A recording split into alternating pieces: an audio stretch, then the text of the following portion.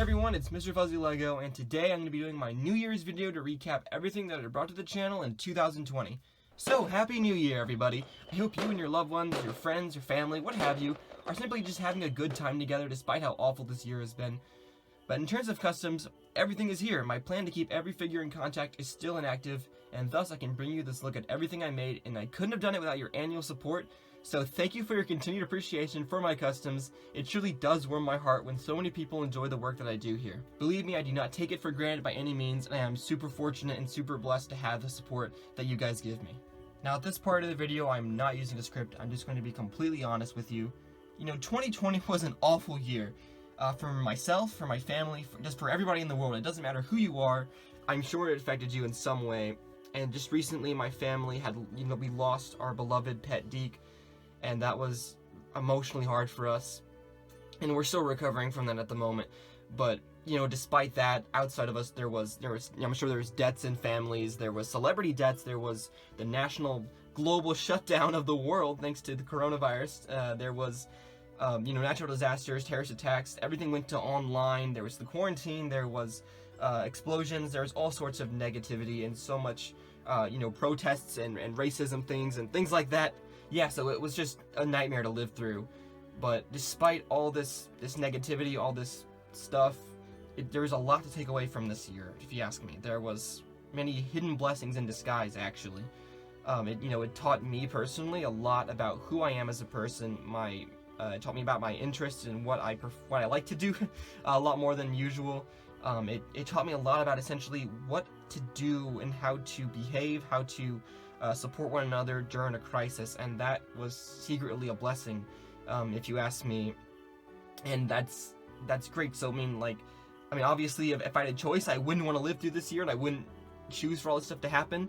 But given all the circumstances, I think that there's a lot to take away from the year, and when I look at it that way as a blessing, it really opens my eyes and it starts to relieve a lot of the pain. But anyways, like every year, I'd like to go through this year month by month to recap all the things, all the figures, all the projects that I tackled, everything I did essentially in 2020. I started the year off with upgrades to my Rey and Kylo Ren in their Rise of Skywalker outfits in January. Not too long after that, I made a few minifigures from Super Mario Galaxy 2.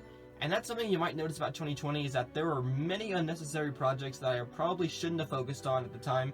And next year I'm definitely planning to keep my projects more relevant and kind of like cream the crop, or whatever that saying is. I don't know what it is, but yeah, you get what I'm saying there.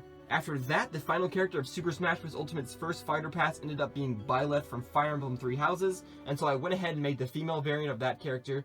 And I also just made a Cuphead, which was the main costume for that pack, and so that was really exciting. So I decided to go ahead and make another Cuphead, which was a really fun project. And speaking of Smash Bros, I also remade a few fighters a little bit throughout the year, and I didn't really finish them. I didn't really have time to showcase them either, and so I guess this is their first look. And I don't know if I'll ever get around to finishing them, but I do want to make more Smash Bros. Figures, so you never know. But as for now, I have nothing to announce. In 2020, my love for South Park grew, and so in February, I made many of the iconic characters to celebrate Bigger, Longer, and Uncut's 20th anniversary. Valentine's Day came, and with that was also the Sonic the Hedgehog film, and I made the main three characters, including Dr. Robotnik, which is a figure I'm still really proud of, despite half of it being totally inaccurate. It was a fun figure to work on because I combined elements from the game version of Dr. Robotnik and the film version of Dr. Robotnik. And, when I look back, Jim Carrey was a really fun aspect of that film, and it was just a great project overall. March also brought us one of the only films I saw in theaters before the global pandemic shut down, and that was Onward. And that was such a fun film that I thoroughly enjoyed, and so I did make Ian Lightfoot with his staff shortly afterward, mainly for fun. I also made a few minifigures from a game that I hold very close to my heart, the original Paper Mario on the Nintendo 64. And that was definitely another one of the projects that I saw as unnecessary. I'm happy that I made them, but I don't think I'll be continuing making Paper Mario figures in the near future. On April 1st, I made Greg and Rally as they appear in the first live-action Diary of a Wimpy Kid film back in 2010. And that date is no joke. This film is seriously one of my favorite movies of all time, and I made the figures simply to celebrate its legacy as a fantastic film. But unfortunately at this moment, I do not know if I'll be continuing the series with Roderick Rules or not next year. I really want to, and I want to make the figures, but I don't see where I can put them in, but we'll have to see how things go through. After that, I returned to my anime roots with Sword Art Online Abridged, and while the series is still ongoing, I found myself to be a huge fan of it, and was inspired to make Kirito and Asuna in their classic Ironclad outfits. And say whatever you want about the figures or the show, but I can't help but smile when I see these two because I do believe they came out really great, especially considering how Kirito and a few other figures were drenched in water for several hours due to a freak accident. Earlier in the year, Mewtwo Strikes Back Evolution premiered on Netflix, and I didn't have time to make any Pokemon figures at the time, but I eventually went around and made them in May. This was a solid project if you ask me, and Mewtwo is definitely one of my favorite figures of the year. Summer brought a majority of my large-scale projects, and I started off the season with 9 minifigures from Mario Party 2, with the main cast of characters in their board-themed costumes, continuing my Mario Party series. And then of course I completed my whole set of SpongeBob figures. I planned for the release of SpongeBob SquarePants Battle for Bikini Bottom Rehydrated. The time spent on these customs was definitely a highlight of my early summer, and it's unfortunate that the SpongeBob movie didn't really happen in theaters, and I have yet to see it. I know it's on Netflix, and I will hopefully get around to doing that, but I've just been busy. That's a great excuse, but yeah, I do have interests in seeing that film. In July, I made the main cast from Back to the Future, another one of my favorite films of all time, to celebrate the film's 35th anniversary. In August, I made a whole set of figures based on Kay's story, making figures like Sue and the Doctor for the first time.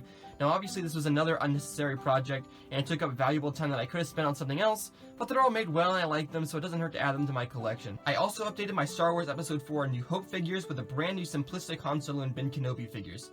The rest of them were either made in 2017 or last year with the Rise of Skywalker. Later in August, the Disney Plus movie Phineas and Ferb Candace Against the Universe premiered, and being a huge fan of the original series, I began work on the main 5 characters, and I finished them in early September. And I'm quite happy with all of them, except for that Candace, which even at the time I wasn't happy with that huge neck. But, you know, the rest of the sculpts are nice, especially Doofenshmirtz over there.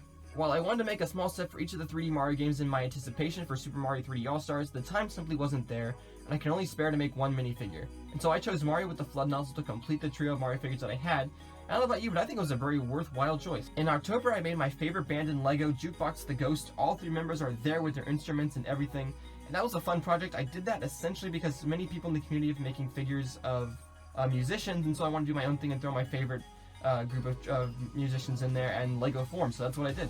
Steve from Minecraft was revealed as the next DLC fighter for Super Smash Bros. Ultimate, a personal want for the game for me, and so I was so excited to see him in the game, and so while I may not make every DLC fighter, Steve was simple enough to make.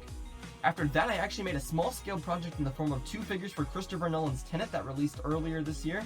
And this was actually the first film I saw in theaters since Onward, and it was fantastic. And now I came to the making of the Pikmin 3 Deluxe figures, and if you saw the showcase video, you know that I hated making these. But you know, in hindsight, they turned out alright, the painting was fine, and the helmets looked pretty good. The problems that I had with them involved the sculpting that would just break just by looking at it, and fun fact, while doing this segment, Bernie's whistle broke again, so that's great, but thankfully I began using Procreate, so my sculpts will be so much more stable in the future. The Animaniacs came next in celebration of the Hulu revival, and the first season was, in all honesty, it was great. I really enjoyed it. I found every episode to be very enjoyable. There was never any pointless dumbing down to characters, never any pointless political random junk that just has to get thrown in there for an agenda.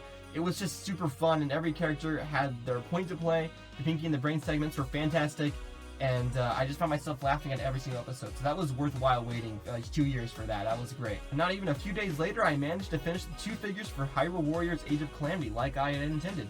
And of course, I ended the year by finishing all 10 Fellowship of the Ring figures, the first installment in the Lord of the Rings project. I am so incredibly happy with the outcome of each and every one of those figures, and I believe it's definitely the best set of figures I brought to the channel, and I cannot wait to continue the series with the 2 towers. And that's a wrap on 2020. I hope you guys enjoyed all the minifigures I made, all the projects I tackled, all the things I brought to the channel. There's some really great ones, including like SpongeBob, Battle for Bikini Bottom Rehydrated, Mario Party 2, Back to the Future, The Lord of the Rings, just to name a few of some of my favorite projects in the year that really stand out. And to give you a very short list, I'm currently compiling a list of projects and titles I'm interested in tackling in 2021, and so I'm going to go ahead and kind of give you a rundown of what 2021 is going to look like. And so reading off this short list, I have things like Mandalorian Season 2 figures, Halo Infinite, Mario Party 3, Marvel's Eternals, Falcon and the Winter Soldier, Black Widow, Star Wars Episode 5 The Empire Strikes Back, Ghostbusters Afterlife, Shang-Chi and the Legend of the Ten Rings, the Justice League Snyder Cut, Harry Potter and the Philosopher's Stone, and of course the Lord of the Rings The Two Towers, just to name a few. Obviously, I'm sure a few Nintendo games will come out in the middle of that, and so I'll go ahead and try to fit those in whatever I can. I'll try to fit in whatever projects I axed this year and try to see if I can bring them back and remake them. That would be a very great opportunity for myself. And that's essentially everything that I wanted to say in this video. So I'm going to go ahead and end it off now. So like I said in the introduction for this video, Happy New Year. Have a great year. Let's just hope that 2021 is better or the same, essentially. We don't want it to get worse than this. And yeah, I don't want to say anything negative. So that's it. I'll see you next time. Thank you so much once again, and have yourself a great year. Goodbye.